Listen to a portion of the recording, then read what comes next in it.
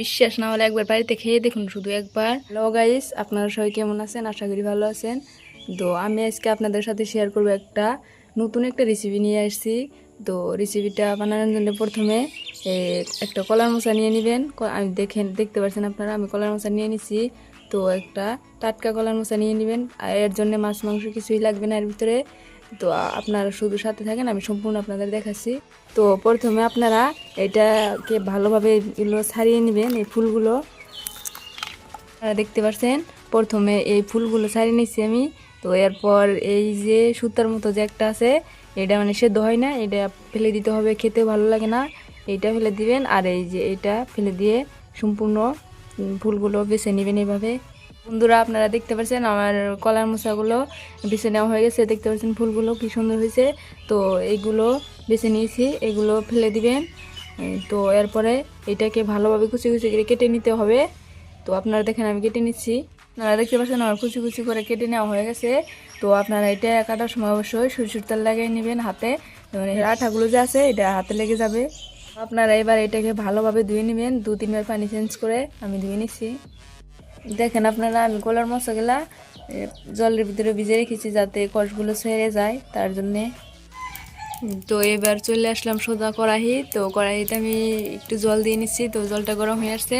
তো এর ভিতরে এবার দিতে হবে একটু হলুদ গুঁড়ো, তারপর একটু লবণ, আর অন্য কিছু দেওয়ার প্রয়োজন নাই।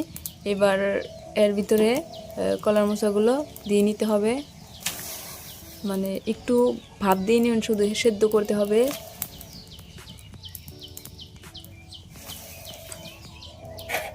এবার ঢাকন দিয়ে 10 মিনিট টাইম ঢেকে রেখে দিবেন। তো আমি 10 মিনিট পর ফিরে আসলাম। তো আপনারা দেখতে পাচ্ছেন আমার মোচাগুলো সেদ্ধ হয়ে আসছে। তো এবার এগুলো আমি নামিয়ে নিচ্ছি। জলটা কিন্তু ফেলে দিতে হবে, জলটা ফেলে দিবেন আপনারা। তো আপনারা দেখেন আমি এগুলো নামিয়ে নিচ্ছি। এবার এগুলো অনেক গরম, ঠান্ডা হতে দিয়েছিলাম, তো ঠান্ডা হয়ে গেছে। এবার এগুলো আমি শিল দিয়ে বেটে নিব।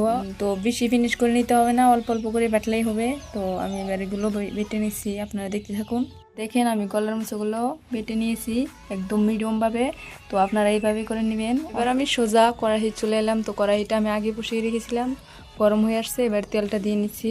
তো আপনারা দেখতে পাচ্ছেন আমার তেলটা গরম হয়ে আসছে। তো এবার এর ভিতরে দিয়ে নিতে হবে তেজপাতা, তারপর দিয়ে নিতে হবে জিরা।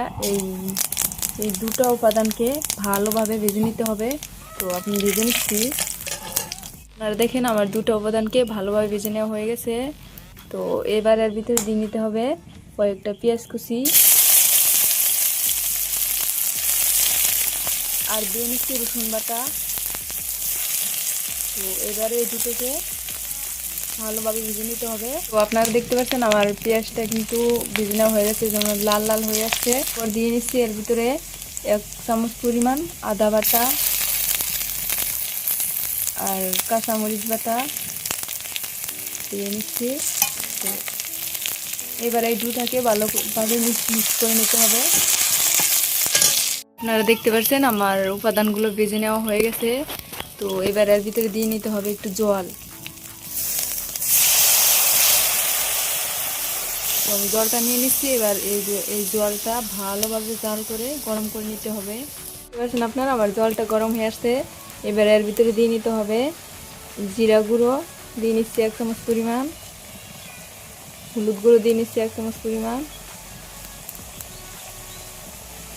আর লঙ্কার গুঁড়ো নিচ্ছি 1 চামচ পরিমাণ, স্বাদ মতো লবণ দিয়ে নিচ্ছি। এবার এটাকে ভালোভাবে মিক্স করে নিতে হবে। তো দেখুন আমি মিক্স করে নিয়ে নিচ্ছি, মিক্স হয়ে গেছে। এবার এটাকে ভালোভাবে জাল করে নিতে হবে। আপনারা দেখতে পাচ্ছেন একটা কি সুন্দর কালার চলে আসছে। এবার কলার মোচাগুলো দিয়ে নিতে হবে এর ভিতরে, আমি দিয়ে নিচ্ছি। তো এবার এটাকে ভালোভাবে এর সাথে মিক্স করে ভেজে নিতে হবে। দেখতে পাচ্ছেন আমার কলার মোচা দিয়ে একটা রেসিপি বানানো পরে হয়ে আসছে। তো আপনারা দেখেন আমার রেসিপিটা হয়ে আসছে কড়াই, এখন আমি নামিয়ে নিব। তো বন্ধুরা দেখেন আমার রেসিপিটা হয়ে গেছে। দেখেন দেখতে কত সুন্দর লাগছে, ভীষণ মজার। বিশ্বাস না হলে একবার বাড়িতে খেয়ে দেখুন শুধু একবার। তারপর বুঝতে পারবেন যে কলার মোচাটা কত ভালো। আমার ভিডিওটা এখানেই শেষ। কেমন হয়েছে আশা করি ভালো হয়েছে রেসিপিটা, কমেন্ট করে জানাবেন, তো শেয়ার করে দিবেন।